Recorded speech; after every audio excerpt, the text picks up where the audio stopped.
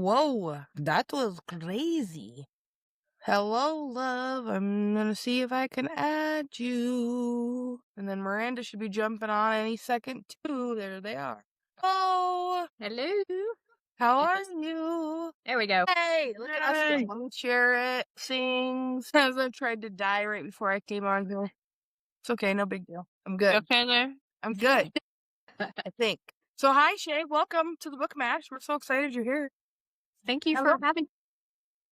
Sorry about all the confusion this morning. I always depend on my husband for like the time thing because he's kind of well traveled and stuff. And so I was like, well, wait a minute. And he's like, well, no, it means 9. And I'm like, wait a minute. No. Kids from no, you're fine. I'm like, hold the phone, and I'm like, oh no, I forgot to send out my reminders. I'm like, oh no, Ashley sent out her reminders. She didn't mess up this week. Because I do that, I forget. So, but yay! I mean, it's just Google. I am. Miranda just Googles it. I always ask my husband Exactly. because he's the brains of the operation. He Most just of the time it's tries to give me a Miranda. heart attack. Yeah, of course. That's a husband thing. Hello. So welcome to the Book Mash podcast. Officially, really quick, my name's Ashley. This is my sister Miranda. About almost a year ago, we got a wild hair and decided to create a podcast. At first, we were just sitting down talking to each other and decided that wasn't eventful enough. And we decided to interview amazing authors, big and small. And now we're almost at 300 interviews. Nice. I don't know, in a year? A little cuckoo. So thank you, Shae, for being a part of our journey. We're excited that we're here with Shae. Shae, before we get started, would you like to introduce yourself, who you are, what you do, what you write, all the things? Mostly dark romance, though I have dipped my toe into dark urban fantasy under the pen name S. Marron, and just so I can keep them separate and keep them organized. And then I just released my first ever sweet contemporary romance. It does have spice in it, but it's very tame compared to my dark stuff. I love you. I do make sure all my anti-heroes are redeemable. So that's kind of my jam. I'm a wife, a mother. I own a complimentary publishing services company that helps authors who otherwise couldn't publish because of the high cost that can come up with it. And then, yeah, I volunteer with different anti-human trafficking organizations, and I love the Dallas Stars. So, yeah. You're an amazing human being. Wow, yeah, so much on your resume. That's incredible. I love it. Yeah, very cool. Makes me feel like I need to step up a little bit. I'm You got a little time on your hands. Might as well do something, right? Yeah, me, I'm not so much. Like, I'm trying to alleviate some of the things, not add more things. So yeah, we try to keep weekends are like, do we have things planned? Nope, because we don't want to plan anything. Right? Yes. Just leave it alone. Let things Because I'll text Miranda and be like, I have an idea. I'm like, but don't roll your eyes at me. She's like, stop. Stop with the idea. I'm like, well, you don't have to do anything. I'll do it all. Yeah. Ideas. Well, I mean, we both do. It's just a matter of turning them into something. That's the issue. Do we have the capacity for this? I don't know. Yeah. I'm hosting a couple of book signings with a couple of other ladies, and so and with Raw Riot, and then also doing event planning for the book signings. I'm like, but that's what I thrive on. I love organizing chaos. That's my thing. So it's our middle name over here on the Book Mash Right? podcast. We love it. We should literally put it right there in parentheses. I know. Oh, there you go. Yeah. Chaos. Well, you mentioned that you write under some different pen names. What inspired you to separate those worlds, and how did you decide which story belongs to which name? Well, any of my urban fantasy, which I went with urban because my brain will explode if I try to do high fantasy or something like that. I would get so lost because I'm a mood writer, and so it can take me months and months to even get back to writing. And so I'd probably have to go back and be like, wait a minute, where did this fairy come from? What was its name? I would just be too much for me. So it actually happened. I wrote a book called Archer, which is about a professional unaliver female who it's kind of a harsh story. She went through some bad stuff, and she was trained to be a unaliver for the Bratva. And so the male character is a Sioux Nation descendant. And so I was sitting there and I call my husband my bear. And somebody's like, have you ever tried writing fantasy? And I was like, oh, hell no. I'm not me. I don't have the brain for that. And they're like, well, no, No. you could keep it in keep real world aspects. And so I was like, you know what? It'd be funny to do a bear shapeshifter. And so I did it. And it's actually Archer, who is not a fantasy. The book Archer is not a fantasy, but it's their son who she was about to lose the baby.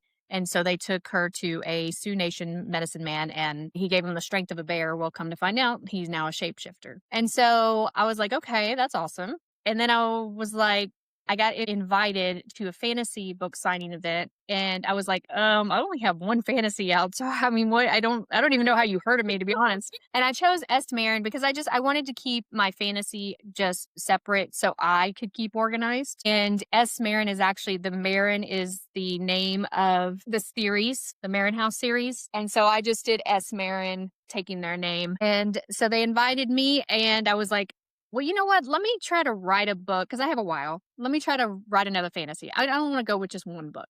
And so I wrote a kind of a theological demons and angels. Yeah, it's about, she sells her soul to Lucifer for a lover. The lover betrays her, and this is back in the 1600s. And so she works for Lucifer for a while, but he ends up liking her. He's like, you know what? I'm going to reward you. You're going to be the Donna of the Vatican Mafia up on Earth. And so for the majority of her existence, she's up on Earth as the Donna. Of course, she can make people forget who she is. And so as time goes on, they never be like, well, why are you still here? And then she comes into contact with a Vatican detective working these different cases of these weird situations that are happening.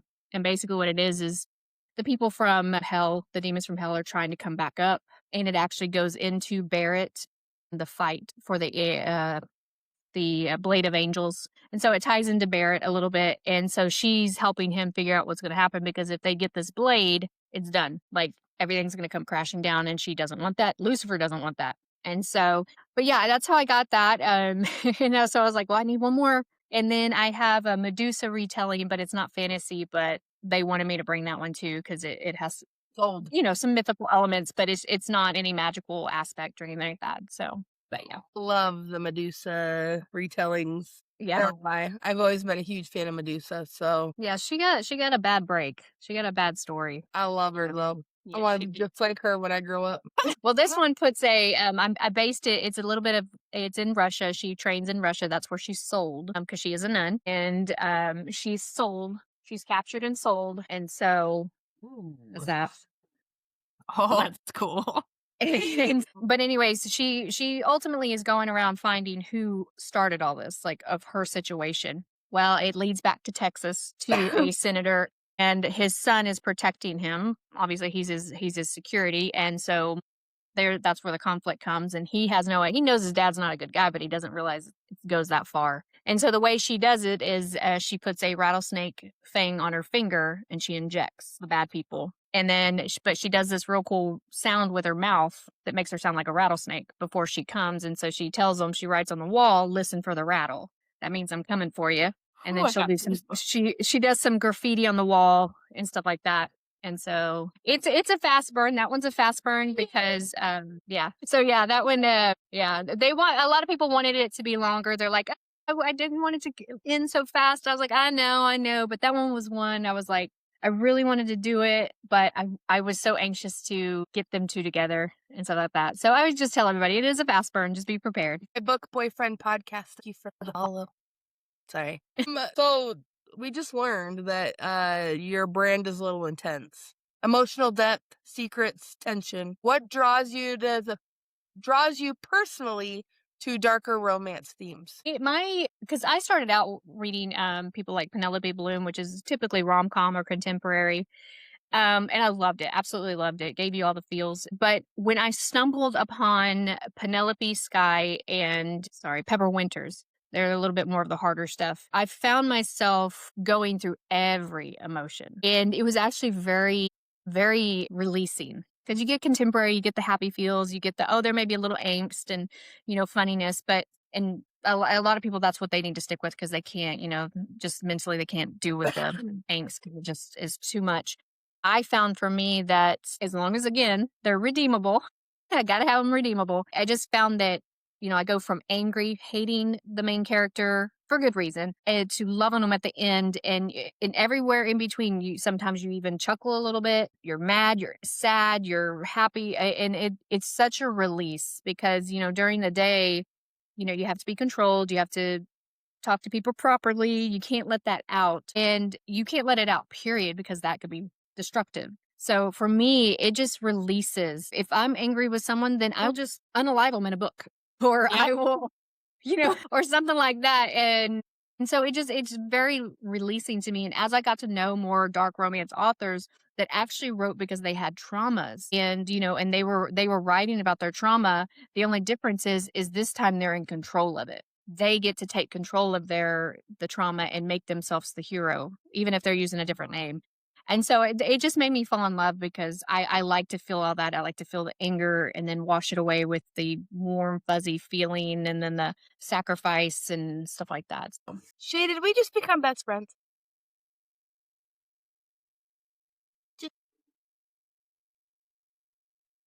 one of those people that's very hard to love, but I love people. I get mad at people and then I unalive them in a book. Girl, if I could write a book, I would do the same. And you can. And you can write one. You could if you wanted. This is Ashley's book. The end. You're welcome. It's all up here. Stuff happens, some spicy stuff, the end. I don't think you'd even get that out of me. Oh my goodness, it's hilarious. The title would be Ashley's book. Done. Done. Mystery. You get some pretty end papers. There'd be no papers in between, and there'd be the end. Oh, there's no way to do sprayed edges that way. That is true. Maybe I'll have papers in there, but they're all blank. There you go. There's the mystery. It's You the get right to- there you go. You get to write it for me. Hey, there you go. Be my So ghostwriter. Book for me. I'll pick the best one. Oh, I'll put boy. my name on it and get it published. That's interesting. That's not unethical at all. Oh my I know. god. I don't care. But, of course, Right? there's people out there doing it, so hey, whatever. I never said it was fair. Okay, well, Shae, our real author, an award-winning author, what has been one of the most surreal or meaningful moments in your writing journey so far? Honestly, it hasn't. I mean, I've been invited when people actually approach me to sign, because I've been doing this for years and I have over 25 published novels, but I'm still relatively low key. So when people come to me or organizations come to me like Wonderlust, that for me was a bucket list item. I don't care if they were just taking pity on me. Because you'll see I have him on my wall. I got the man on my wall, and we were kind of, friend. I don't want to say we're friends because I don't want to claim that, but we get along and we talk to each other and stuff like that, and we communicate. So anyways, so whether he was just trying to be nice or whatever, he invited me. And then, like I said, this fantasy one came out of nowhere and just invited me, and I'm like, okay, especially with only one fantasy. So that was really surreal. And then really what is getting me right now is through my publishing services company. That's what's really, plucking at my heart when people come to me, because I don't advertise, I don't promote. This is the most I've ever talked about it on a live. But I have people coming to me that I have no idea who they are, asking for my help because something, they got with someone else and it completely ruined their book, and it's heartbreaking. So that really at this point is what has really opened my eyes to, wow, this is where I want to be. Yes, I'm going to do my own books and everything like that. But my passion at this point right now is really, really helping authors get their voice out there. Whether they're big name authors eventually or they stay small. That's been the biggest thing. That and just bringing, one of the books for his own protection. And I know this may sound wrong to people. I made it the personality after my daughter. My daughter, we at the time did not know she had real bad ODD and oppositional defiance disorder, which is like having your own little demon in your head. We didn't know that at the time. So I was like, you know what? I want to make a character that's just ornery and badass like my daughter. And so I created Lizzie Marron from her. And she's a female security agent. She's sassy, she's mouthy, but she's strong. She struggles with her own OCD and hypothymesia, which is a memory thing. And so I liked bringing my daughter to life in that character. And as much as she can't read it, I'll read the parts where Lizzie's being funny or Lizzie's being strong and fighting. And so it was nice to show my daughter through my work, she's not a weirdo. She's a wonderful person. Yes, she has her demons and she can be, sometimes, but you want to buck up sometimes, but she just is who she is, and we'll get through it, and that strength will come through in a good way. So I love it because when you were talking about how helping other people just get out there is like what like is your thing right now. So not to toot our own horns, Miranda and I are starting to do consignment for books for events this summer. Because we've always, like, we were going to pay the fee to just go sit at these local, like, bookish events and just pay the booth fee just to sit there. Like, we weren't going to sell anything. And then we're like, well, wait a minute. If we can get the authors that we talk to on our podcast to consign their books with us for, like, a stupidly low rate, then we're getting their books to people who, like, aren't in their area. So even if they go to a signing, like, they're all, like, none of the authors are near us. I think we have one who lives, like, relatively close to us. Right. And one of the authors messages us yesterday and says that it's crazy. Thanks, Nicole. Messages us and says that we're, like, amazing. I'm like, we're just bored. And we're just trying to get books. right. Just trying to get your guys' books into people's hands. Like, we're the percentage that we're asking is, like, so low that when we send the contracts out to the authors, they're gonna go like, "This is all you want?" And we're gonna be like, "Yeah," because we're not doing it to get rich. We're literally doing it to get your guys' name out to more people. Yeah. That's all we care about.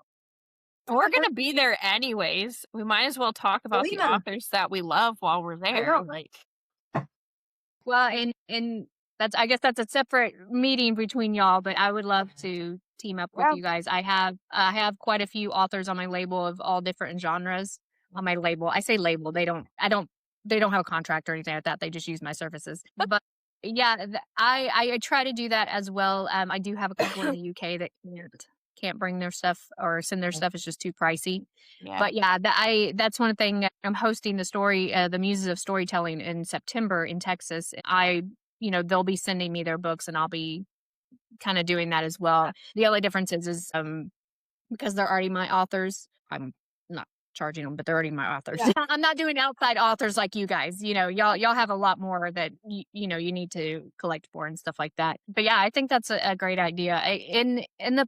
I've come through all the book signings I've done, which I've been very fortunate enough. Again, some I've signed up for, some they've asked me, some have heard of Raw Riot, so they've asked me. But I'm in the same boat. A lot of people come to me and very skeptical. Why are you doing this? Oh, are you doing this free? And I tell them, look, I'm an author myself. I already have the photo sites. I already have any editing stuff. I'm already paying for this stuff. But I can't write books as fast as a lot of people can. So these subscriptions, I get 60 pictures a month, so I'm like, I'm already paying for it. So why not, help you guys out? And, it's been overwhelming, them appreciating because, literally some of them have said that they wouldn't have been able to publish or they tried to publish, but because of who they used at the time had messed up the manuscript so badly that, whatever's on the rainforest or whatever won't take it because it's messed up. And it frustrates me. I definitely get upset and angry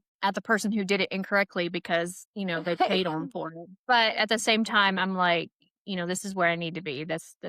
I need to not be angry, just be like, this is where I'm supposed to be. Just let's move on, But I think that's wonderful. Yeah. And I would love to team up with you guys with that. Yeah. It's like the ones that message us and they're like, I bet you it costs an outrageous amount to come on your podcast, right? And I'm like, do people actually charge authors to come on your podcast? And they're like, yeah, like a lot of money. And I'm like, I just got invited to a podcast, but yeah, it's like $300. Yeah. I had no idea, Ashley. You never told me that. Yeah. That's why I made that video where it's like, how much does it cost to come on your guys' podcast? And I'm like, oh, I'll let you hit it for free. Like, we take tips and copies of books, but that's not a requirement. Right. We do it for free because we just love it. So greedy people, I tell you. We're just here for the fun. What are you talking about? Okay, let's And they get mad when they come back to you. Oh, you know how many people are in my DMs? Editors and formatters and book cover designers are in my DMs. How dare you do that? I'm like, you're really upset with me because I do stuff for free. Yeah. Because we have I'm like, more people on our list than you do. and I wonder I why. don't poach anybody. They come to me. I don't go after anybody. I don't know. I don't want to play that game. I get It's it. like we made one video, and it's like, sorry guys. And then it's funny because the authors that have to pay, like we have a couple of authors who have paid to go on a podcast, and they're like, I should have just stuck with you guys for free because that was terrible. And they'll send us like clips of the podcast, and we're like, sorry. Yeah. Sorry. It gets frustrating, but yeah, I'm just like, Yeah. gotta lock up my mouth. Like, well, it's great. You looked cute. Yeah. Okay, so let's talk about the Roma's son. For the readers who Roma's haven't son? picked, that's what it says. Miranda wrote the Right. script. I don't know. Blame Miranda. For readers who haven't picked it up yet, can you give us a spoiler-free synopsis? So, you know, I gotcha. my brain. First off, it is the son. Again, you don't have to have read the first of the series to understand what's going on. It's fine to read as a standalone. So he is actually the son of this couple. Okay. So this is Bo and Camila. Bowen, Greco, and Camille. He is their son, and he's Bo Jr. His cousin, not by blood, but basically his cousin that's in the Roma's daughter, marries a Sicilian that was an enemies to lovers. Well, while he's there helping her because they got to go fight this group of people in the Roma's daughter, while he's there, he meets a woman named Vella. She's a medic, former military medic for the Italian army, but that's about all he knows about her. So he's helping her. And Bo's this kind of goofy, smart aleck kind of guy, likes to goof around, but he's also the enforcer for the Roma Mafia, which Roma's the politically correct term for gypsy.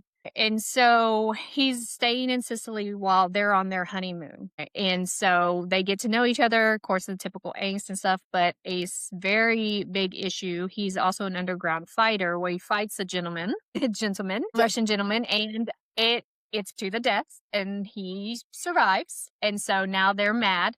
And we're going to say that very nicely. They're mad. They do a meeting like, hey, we saw that chick you were with. We want her in exchange for the blood of my cousin. He's like, that ain't happening. So it's about protecting her, but he doesn't realize what of a badass she is, and stuff like that. But she does have PTSD because while she was a medic in the army, if the mission went awry, she was ordered to overdose everybody on morphine. She did that, which was horrific to her, but she had to do what she was, and she was about to do it to herself. That's when she was captured, taken for months at a time. Horrible things happened. So she was able to escape. Well, so she has the PTSD from that. So when he takes her by the throat, she's triggered. So you have a lot of working through that and him helping her work through that. And, their relationship grows, sacrifices happen, and stuff happens. I don't want to go too much into it because there's a lot of if I say this, then it'll give that away. So happily ever after, of course. A lot of my books, which you'll get with a lot of my books, I always say my books are thrillers with spice because there's a lot of action. There's a lot of technical fighting and weapons training and stuff like that. So a lot of action, a lot of spice, but a lot of action. Mine don't ever overdo the spice in the fact that, it's action packed. It's has you thinking. And then in the quiet times or the very stressful times, that's when the spice happens, whether it be, it's time to be sweet because it's quiet, or this intense gunfight just happened and now we're all over each other. Gotta get that adrenaline out. Yeah. It's the best kind. Well, speaking of dark romance, mafia romance is such a powerful subgenre. We're seeing it a lot these days, but what makes the Roma's son stand out? Oh, goodness.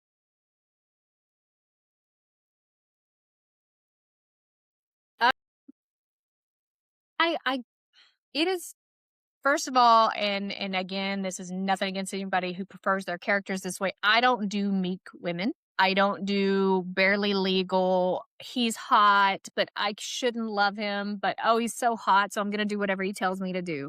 That's not me. That's just not me. I've tried to write women like that. It just doesn't work for me. While they understand that, like, if they're captives, they kind of have to do what they say to protect somebody.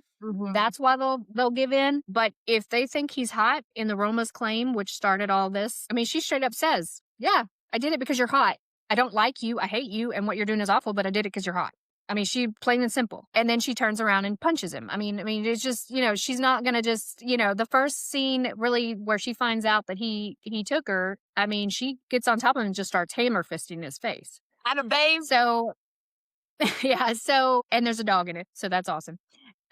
So my women, you're not going to find meek women with me. Even in Chain Truth, where she's kind of meek a little bit because she's been kind of brainwashed, she's even then like, she's going to bite back. And then I don't know, nobody's ever explained it to me truly, but a lot of readers say I just don't write like the average writer, period, in that I don't use a lot of filler. It doesn't take me page after page to describe a scene or inner monologue. But at the same time, you don't lose anything in the reading. So, if it's a fast burn, I try to add enough where you're still not lost and it still makes sense and it's not ridiculous. But I mean, that's what they say. You don't use a lot of filler, but yet I still know what's going on and I still get all the feels. And I'm like, I don't know. I'm Texan. I just like to get to the point. I don't have time for, we're very impatient. So those are the two things. No meek women, and I don't use filler. I don't believe in filler. So, speaking of your MMC, why are readers going to fall in love with him? I'm in Fort Worth, by the way, author Selena. Selena's amazing. Well, I mean, he's gorgeous, of course. He's got violet eyes, very unusual violet eye. I think because he is a little bit of a goofball at the beginning, you see that in him because he's trying to poke the bear that is Vela. So he's a little bit of a goofball. He knows that she is badass and he loves it, absolutely loves it, but he's still going to do whatever he needs to do to protect her. And he also stands up to her and tells her, "Look, I'm your boss. I'm a capo. I'm your boss. So you need to knock it off." And she may buck back, but he's like, "Hey, but she also understands the pecking order." She's like, "Okay, yeah, I get it. But you ever talk to me like that?" But yeah, he's a goofball, but he's also very strong, very loyal, to the point, I mean, I have his dad cries in it, he cries in it, he has that vulnerability, but you don't ever feel, he's just real, I guess you could say. To me, I want my men to be is it likely a mafia man is going to be this hot and sexy? No, of course not. We've all seen The Sopranos, right? But at the same time, I try to make him a real man. He's imperfect. He's a goofball. But when he's got to nut up and be firm with him and his woman and to keep her protected, he's going to do it, Like, I can't hear him. He said something. He said something over there. Okay, well, we talked about the MMC. What kind of heroine are we meeting in this book? You talked a little bit about her and how she's like a fierce femc. Is she more fire, ice, or a slow burn storm? She's reserved only in the way that because she's afraid if she does do her fire, it's going to reveal her past. Okay, but the whole time she's, she doesn't want to like the Romas because they are kind of their enemies, and Romas are actually looked poorly upon even to this day. But she ends up loving, the group and, ends up being, like I said, a medic, which the Roma's dog, the main character, is a doctor. And so she becomes her medic while she's on her honeymoon and everything. So she's definitely fire, but she has to douse it at moments in case she says something, because it's not that she's embarrassed by what happened or whatever like that. Yes, she doesn't want to bring it up because she doesn't want to relive it. But at the same time, she knows there's a possibility that that person may still be out there. And so if word starts getting around, he could find her. I mean, she's not sure because she did pew pew at him before she left, but she didn't actually see him unalive. And so she's still terrified because it really hadn't been that long since it happened. So she's definitely fire. And she doesn't want to get close to him because he's a dangerous man. And she just wants to live in her little bubble. She was a kitchen aide at first. Like, she came in working in the kitchen, but then they discovered she had training and they brought her over. And so she's just trying to stay in her little bubble, stay down, but Bo just won't let her. He keeps coming at her. And it's starting to bring out more of her fire. And then, like I said, when he goes to grab her throat, it triggers her and she escapes back into that place. So she's definitely fire, but she has to watch it. I'm excited. I'm honestly surprised that Ashley hasn't I have a really bad problem. Well, it's not a problem for you guys. It's a bad problem for me of purchasing the books before we're done with the interview. Hence why my Yeah, I was gonna say that's probably why you see Well, and of the series, like I said, the Roma's Daughter of those 2 books is first, but again, you're not going to be lost, so don't worry about that. It just talks about Well, hey, it's they're going on fine. their honeymoon. Yes. So I'm terrible. Well, not terrible for you. Terrible for me. So what themes are woven into the story beneath the romance? Was it redemption, loyalty, forbidden desire? Gosh, you know what? Gosh, there's trauma. PTSD is woven into it. Bo actually grew up in a very loving home. Yes, they're mafia, but he grew up in a very loving family, and everything like that. So he doesn't really have any trauma so much as just the things he has to do as an enforcer, but he's okay with that. But it's mostly Bella's trauma and what she went through. Horrible stuff. I don't go into too much detail because I don't want to go so dark that people are like, I like to keep it in the gray area. So yeah, it's mostly focused on her trauma and how Bo tries to pull her out of it, whether it be exposure, because he goes for her throat on purpose. But yeah, I really think that that's the main thing is the trauma and helping her through it and getting over the fact that, kind of bias about the Romas.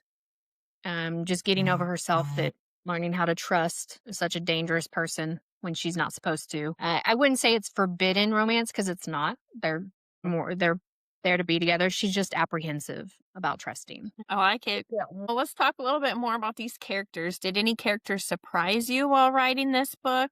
Did someone take the story in a direction that you didn't expect it to go? Honestly, Bo's dad, Bo Sr., he was always even though he's very strong in his own story, he was still very vulnerable when he came to his wife. So I wanted him to be vulnerable with his son as well, but I didn't realize how much it would affect me. I kind of took a little bit of my dad from it. My dad is a very quiet, like he's not going to yell at you. He just needs to give you the look, and you're like, don't talk to me like that. You're just brokenhearted. But at the same time, he is the boss and he's second in command. When his son bucks up against him, he's like, excuse me? You do know who you're talking about. Forget I'm your father. Do you understand who you're talking to? And that's kind of like my dad. He will let a lot of stuff go. He's sweet as it can be, isn't my angel, but you lie to my dad. And he's like, excuse me, what'd you just say? And that's all it takes. He's like, remember who you are and remember who I am. Learn this. You may be a capo, but I'm second in command. Don't do it again. And Bo, he bows. He's like, yes, yes, sir. But then as it develops and, you see this, he kisses his son on the forehead, which I love. And then when he thinks he's lost his son, he openly cries in front of all his men. He doesn't care, and stuff like that. So I wasn't expecting it to get me as much as it did. I had to step back and my chest literally ached for Bo, even though I knew, it's okay. It's okay. So yeah.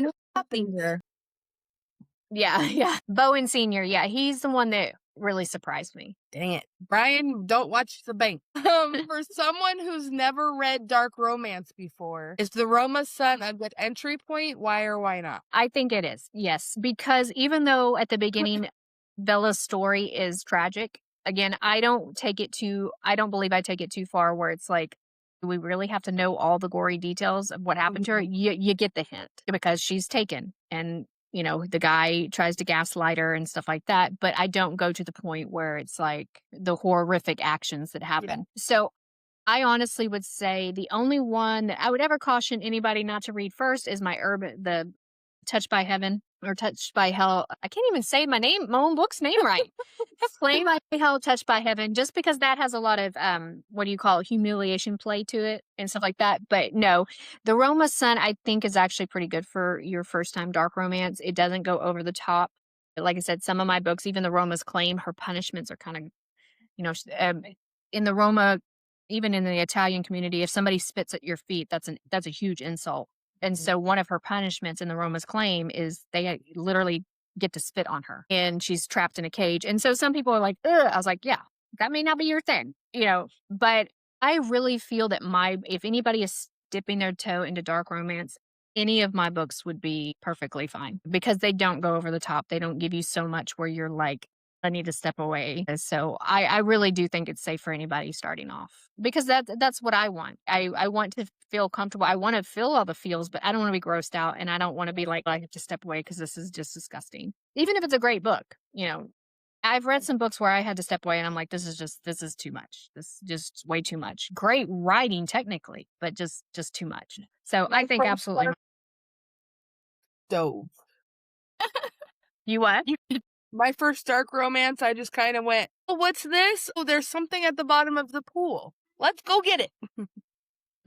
Yeah, you did. I didn't see if the water was cold or warm or... Yeah, you got to be careful. Yeah. I didn't get a floaty. Yeah. I just went... I think I didn't know that I had read dark romance until Ashley had recommended some other ones to me. And then I'm like, well, this has the undertone notes of a dark romance. And I just didn't realize it at the time. So I think I had been slowly like building into that genre anyways. Well, and it is hard because you have dark romance and then you have dark mafia romance and then you have mafia romance. Yeah. So it gets very, very difficult because some would say, well, I don't consider this dark romance so much as just regular mafia romance. I'm like, okay. Yeah. That's fine. But then some people are like, this is dark romance. I'm like, I'm so confused. Right? It's whatever you want it to be. Just read it. I haven't read a mafia romance that I didn't consider dark. Right. Yeah, and that's what I'm saying. Some people are like, well, this is just mafia romance to me. This is dark to me. And I'm like, well, yes, I agree. What you're reading is dark. And something I'm not going to go, that's like pitch dark. Like, I can't see my hands in front of my face. That's what I was going to say. And then you're on the level of like the grayscale of where. Yeah. And I've read a few of those. And I'm just like, that's just not my cup of tea. There's ones I've been icked out with, and it takes a lot to ick me out. Yeah. And then I told Miranda I was reading the book, and she goes, "You read that?" And I'm like, "Yeah, don't read it." Right, Nicole. To me, if it's mafia, it's going to be dark because I mean, like you said, we all watch Sopranos. Yeah, right. Yeah. My brain always goes to like Boondock Saints, not Sopranos. Like I like it over there. Not okay. Yeah. Anyways, let's talk a little bit about your writing life. So you already said that you're a mood writer. Yeah. So what does your routine look like? Are you night writer, plotter, chaos gremlin? You want to see my planning? I'll give you my planning. Y'all ready for the brilliance? Y'all got to be ready for the brilliance, okay? Yeah. That's it. I write down names so I don't repeat them. I'm totally a mood writer. Typically when I don't even call it writer's block. I just don't want to write. I will go and I'll just message a author and say, hey, looks like you don't have a logo. You want me to make you one real quick? You don't have to use it. I just need to stay creative. So I try to stay creative. If I can't write, I'll make a cover for somebody for, just whatever. But yeah, I'm a mood writer and I can go, I've been good lately. I've been up, because I have to sit in front of my computer to help all the other authors. So I'm like, well, while I'm working on this, I'll work on mine. But no, I write down the names again, so I don't forget the names or that I've overused them or anything like that. Or they're all A names for my first book. It was like almost every person had an A name and they're like, this is getting very confusing. And I was like, okay, let me go back and change them. But no, like I said, I love organizing chaos. And so it does sometimes get in the way. Because, and I have a wonderful editor that is a part of Raw Riot Publishing that she keeps me in line. And she's like, nope, you already said this. I was like, dang it. Because I will come back a month later and I don't want to go back because it's like watching your own movie when you're a celebrity. I don't want to go back. I don't want to reread it because I'm going to want to change something or whatever. But yeah, I'm all about controlled chaos. It's definitely chaos because, again, yeah, I'll bring something up that I already said or I have a condition where it kind of gives me real heavy brain fog. And so sometimes a word will be stuck up here or a phrase, but it's not connecting to my hands or my mouth. Like literally, like I could say bed. I see it, bed, but I can't type it. Mm-hmm. And so sometimes that illness gets in the way. And so she'll notice I'm repeating a lot of the same, metaphors or something like that. And she's like, you're having a rough time, aren't you? You're flaring up, aren't you? And I was like, yeah. But yeah, I just feel more comfortable when I don't plan. It just seems to help me make it more thrilling, more action, more me. And I think maybe that's why when they say I don't write or I don't write like everybody else, I think it's because I am spontaneous and I do mess up sometimes and she'll help me catch it. Sorry, my husband's taking his motorcycle out. Oh, yeah, she'll catch me. She'll be like, okay, you're flaring up. Or, hey, how long has it been since you wrote? She'll help me and stuff like that. But other than that, I just let it flow when it's ready. I don't believe in pushing myself. I don't believe in deadlines. I was with a traditional publisher and it wasn't for me. Too many restrictions, too many deadlines, too many cookie cutter stories. They wanted me to just pop out. And so I just find more freedom and I find more of my voice when I just don't plan. I just get on and write. Me, I'm too much of I believe I have undiagnosed ODD. So I would tell the publishing company to kiss my booty, and I'm gonna do it anyway.